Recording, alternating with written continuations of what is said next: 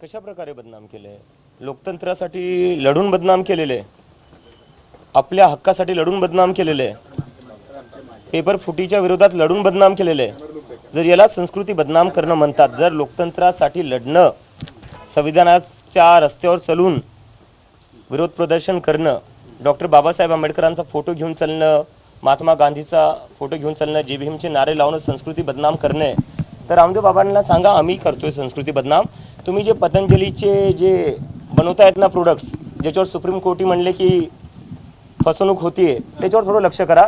संस्कृती आणि लोकतंत्र आणि देश हा जनजी मला वाटते बऱ्यापैकी सांभाळून घेऊ शकतो. तुम्ही जे पतंजलीचे फॉल्टी प्रोडक्ट्स आहे त्याच्यावर थोडं लक्ष ठेवा, नाही तर पतंजली बंद पडून जायचं.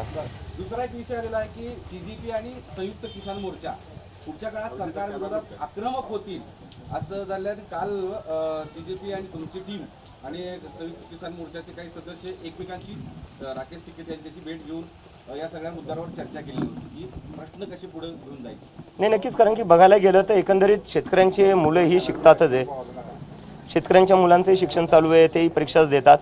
तर जेव्हा आमचे किसान नेता जे राकेश टिकेत असो किंवा इतर चढुणी जी असो, जेव्हाही भेटणं झालेले ते म्हणले की तुम्ही जे आहे आमच्याच मुलांसारखे आहेत.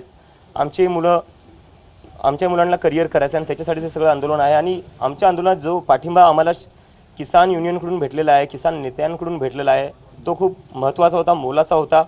आणि जेव्हा गरज होती तेव्हा ते आमच्यासोबत उभा राहिलेले. आणि इथून पुढे जेव्हा शेतकऱ्यांना असो, किसान नेत्यांना असो, आमची गरज पडेल आम्ही त्यांच्यासोबत उभाच राहू.